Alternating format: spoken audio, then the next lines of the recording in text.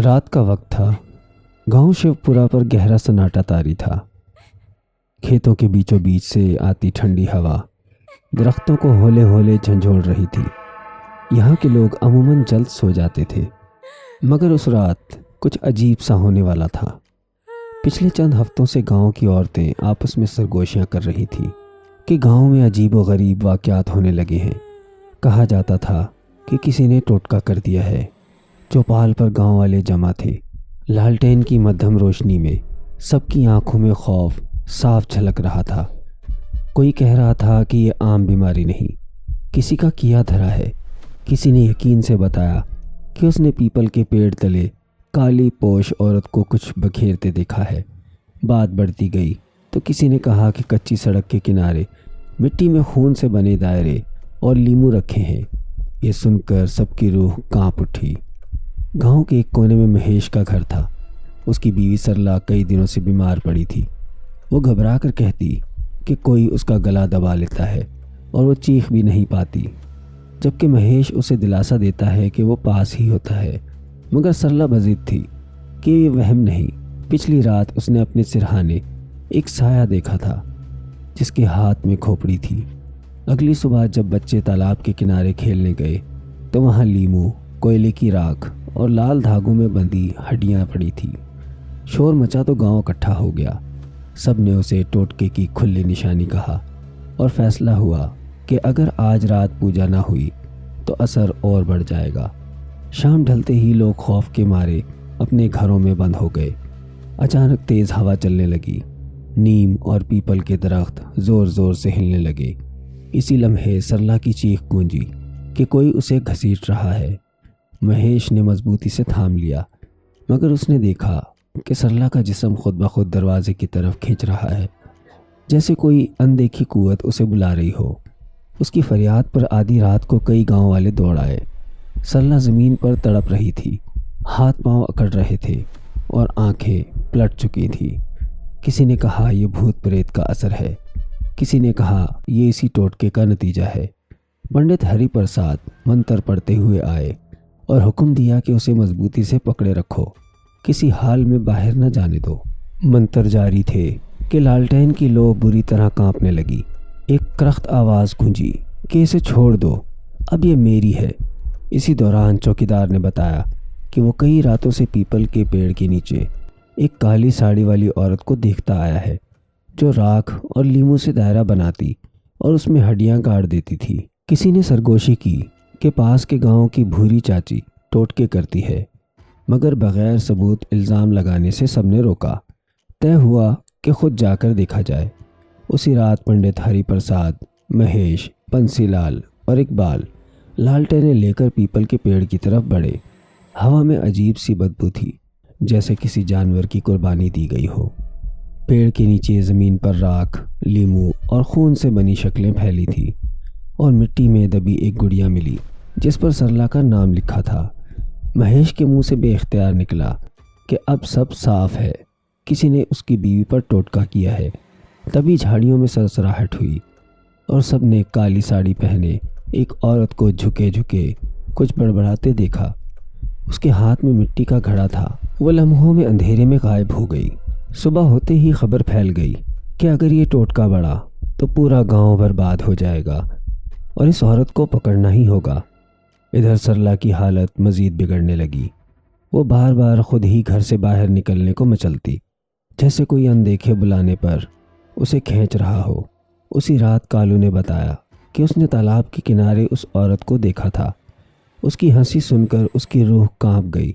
वो कह रही थी कि सरला अब मेरी होगी, मैं उसकी रूह ले जाऊंगी। गांव वालों को अजीबोगरीब साए दिखाई देने लगे और चौपाल पर पंडित हरि प्रसाद ने सबको इकट्ठा कर लिया। सबको इकट्ठा करके पंडित हरि प्रसाद ने कहा, मेरी बात गौर से सुनो। इस गांव पर काले जादू का साया मंडला रहा है। लोगों ने घबरा कर पूछा, पंडित जी अब हमें क्या करना होगा? उन्होंने संजीदगी से जवाब दिया, इस औरत को पकड़ना होगा जो ये टोटके कर रही है, मगर याद रखना उसकी आंखों में आंखें डालने वाला आदमी पागल भी हो सकता है। इधर सरला की हालत दिन ब दिन बिगड़ती जा रही थी। उसका जिस्म कमज़ोर पड़ चुका था और चेहरे पर अजीबोगरीब निशान उभर आए थे। कभी वो बेवजह कह लगाती और कभी ज़ोर ज़ोर से रोने लगती। वो चीख कर कहती, तुम लोग मुझे नहीं बचा सकते, मैं तो उसी की हूँ, वो मुझे बुला रही है। महेश ये सुनकर खौफ से पीछे हट गया और रब से फरियाद करने लगा कि उसकी बीवी को बचा लिया जाए। उसी रात चौकीदार ने फिर काली साड़ी वाली औरत को देख लिया और फौरन गांव वालों को खबर दी।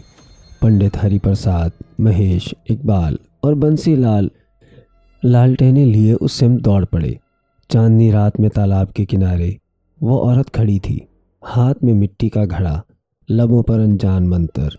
पंडित ने ललकार कर कहा, है बदकार, ये क्या कर रही है?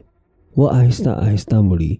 उसकी आंखें अंगारों की तरह सुर्ख थी और होंठों से खून टपक रहा था। उसने तंजिया हंसी के साथ कहा, आ गए तुम सब। जिसे बचाना चाहते हो उसे तो मैं कब की बांध चुकी हूँ, अब कोई उसे छुड़ा नहीं सकता। पंडित ने पूछा, तू कौन है? वो बोली, तुम्हारी सरला, उसकी किस्मत अब मेरे हाथ में है। पंडित ने कसम देकर उसका नाम पूछा तो उसने कहा, मेरा नाम जुगनी है। हाँ, वही जुगनी जिसे तुम सब ने हकीर जानकर निकाल दिया था। उसी जुगनी को तुमने अपशगुनी कहा, मेरे बच्चों को भूखा मरने दिया।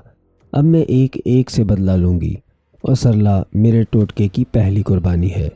ये कहकर जुगनी ने घड़े से स्याह माया ज़मीन पर उंडेल दिया। हवा एकदम तेज़ हो गई। काले धुएं ने हर तरफ अंधेरा कर दिया। उसी लम्हे सरला अपने घर से निकलकर दौड़ती हुई वहाँ पहुँच गई। उसकी आंखें सफ़ेद और चेहरा स्याह पड़ चुका था। वो बोली, माँ, मैं आ गई हूँ। पंडित ने घबरा कर कहा, सरला, ये तू क्या कर रही है? जुगनी कहकहा लगाकर बोली, देखा, अब ये मेरी बेटी है, इसकी रूह मैंने अपने काले मंत्र से बांध ली है। महेश गिड़गिड़ाकर बोला, पंडित जी, मेरी सरला को बचा लीजिए।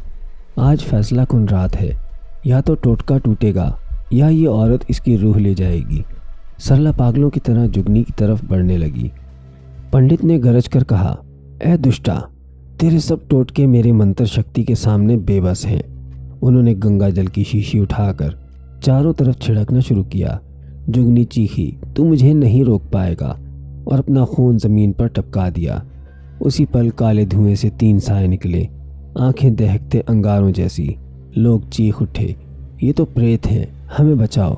सरला ने सर्द आवाज़ में कहा, मैं अब इंसान नहीं, मैं इसी की हूँ। और इसी ने महेश को ज़मीन पर पटक दिया। पंडित हरिप्रसाद फौरन आसन पर बैठ गए और मंत्र जाप शुरू कर दिया। जुगनी चीखती हुई ज़मीन पर गिरने लगी। बोली, रुको, ये मंत्र मेरी रूह को जला देंगे। पंडित ने कहा, तूने मासूम रूहों को कैद किया है, आज तेरी ताकत यहीं ख़त्म होगी। उन्होंने गंगाजल सरला पर छिड़का। सरला एक तेज़ चीख के साथ ज़मीन पर गिर पड़ी। उसके जिस्म से धुएं का बादल निकला और सीधा जुगनी के घड़े में समा गया। जुगनी ने घड़ा पकड़ना चाहा, मगर वो ज़ोरदार धमाके से फट गया। शोले भड़क उठे। वो चीखने लगी, ये नहीं हो सकता, मेरी साधना, मेरी ताकत सब ख़त्म हो रही है। उसका जिस्म स्याह राख सा हो गया और धुआं बनकर आसमान में घुल गया। सरला आहिस्ता आहिस्ता उठी। उसकी सांसें मामूल पर थीं। उसने हैरानी से पूछा, महेश, मेरे साथ क्या हुआ? पंडित ने कहा, अब सब ठीक है। वो दुष्टा औरत जा चुकी है, मगर याद रखो, ऐसे टोटकों का असर फ़ौरन ख़त्म नहीं होता। पूरे गांव की शुद्धि करनी होगी। अगले दिन क्या होगा, घरों में गंगा जल छिड़का गया और लोग धीरे धीरे सुख का सांस लेने लगे। किसी ने कहा, पंडित जी, आपने हमें बचा लिया। उन्होंने आजिज़ी से जवाब दिया, रात गहरी होती है तो पीपल के पेड़ के पास अब भी अजीब आवाज़ें सुनाई देती हैं। शायद जुगनी की आत्मा को अब तक चैन नहीं मिला। गांव वाले आज भी उस जगह से गुजरते हुए कांप उठते हैं।